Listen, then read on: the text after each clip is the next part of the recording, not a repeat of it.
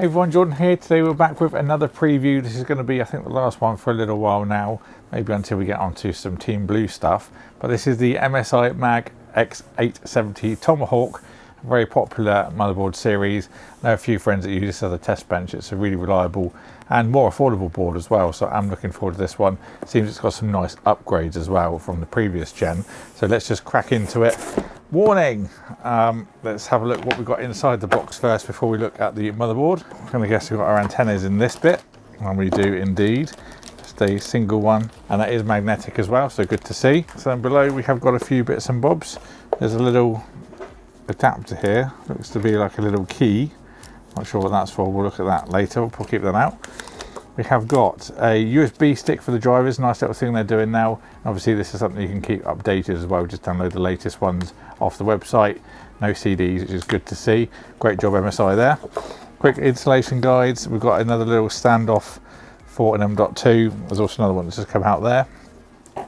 Some stickers, those of you that like the stickers have got a nice little selection there. Also ones for your different cables. A couple of SATA cables, there's one of which is right angled. We've also got a little extension, looks to be all the front panel, so you can put all of the connections onto there, and then it gives you a little bit of extra reach also on one plug as well, which is a nice little thing. It have lots of little individual cables.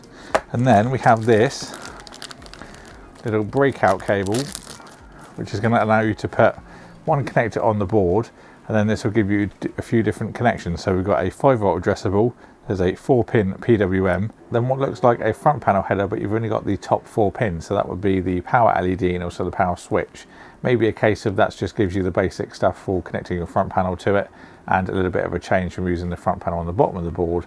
But if there's anything that's different to what I've said, I will update it in a pinned comment just for clarification. On to the X870 Tomahawk Wi-Fi. Wow, it's pretty beefy.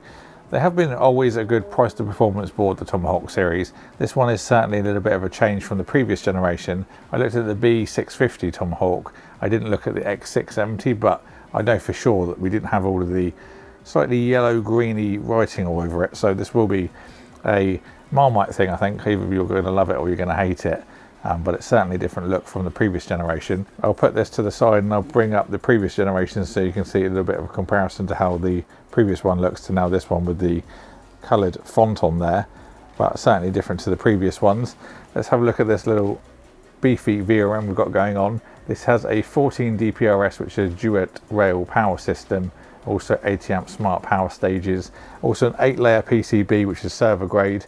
A lot of people do like to see a higher layer of their PCBs now, so you guys will be happy to hear this is an 8 over a 6. Have a look on the back quickly, pretty plain, but a good thing to see, especially on a lower tier board, because obviously you're not wasting money for something you won't see when it's in the case anyway. Pretty beefy VRM cooling as well, nice bits of aluminium.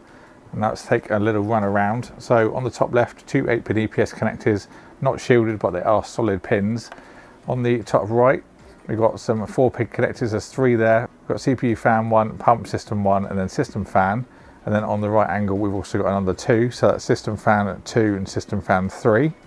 We've got postcode LEDs just below that, quite difficult to see, but then we've also got the debug LED, something I love to see, and it's great to see it on this board, which is their more affordable ones in the range. I really think every board should have one of these. Very cheap to implement and a very handy thing to have. We've got a 24 pin for power, and then also that easy connect, so that will be the little cable I showed you. That will just connect into there. And we've also got the options on the end. That would just be a single or 3 split cables, I should say. Nice little thing to have included, not everyone will like it, but you've got the option. Following on, we've got the easy release for the graphics card. One press will unlock it, and then another one will relock it. A little bit different from the other ones we've seen. Generally you have to press and hold it, and then take the graphics card out at the same time, but that one gives you a little option, which I think is quite nice. On the right angle, we have got a USB-C header for your front panel. This is also supports 27-watt charging as well. We've got 4 SATA 6 gigabit ports, and then we've also got 2 USB 3 Type A connectors. To the bottom of the board, we've got our standard front panel if you'd rather use that over the little easy connector.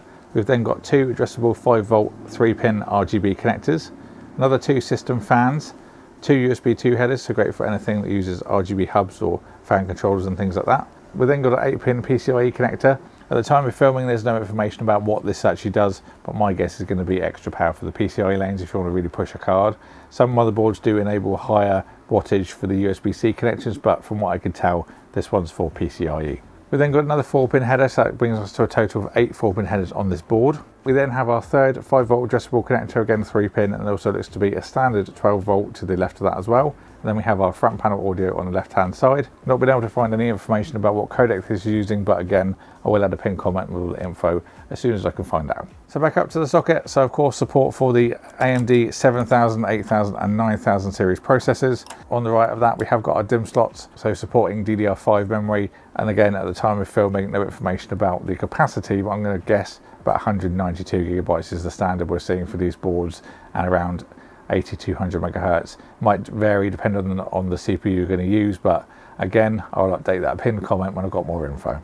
Onto our storage and expansion slots. The first slot here is a Gen 5 slot. This also has one of their Easy M.2 Shield Frozer 2 heatsinks on the top. Nice little bit of aluminium or aluminum. It's also got one of their Easy Clip 2 quick release latches as well, so easy to install. Big old thermal pad on the bottom there as well, so make sure you obviously remove the plastic before you install them, and then that will just go back down on the top and clip into place to install. A couple of extra drives down below, so let's take off the heatsink and have a look at those. So then taking that cover off, we have got some thermal pads on the back and support for additional 2 NVMe's up to 80mm in length.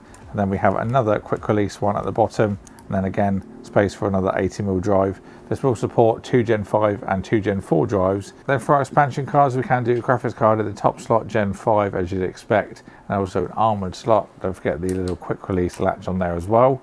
Then we have got a Gen 4 slot down at the bottom, so nice bit of spacing. Then we've also got an additional PCI Gen 3 slot, so if you want to use a capture card, sound card and a graphics card, you can do that with the slots that are available. So finally onto the rear I/O, we have got a BIOS flash and also a clear CMOS button, very handy things to have.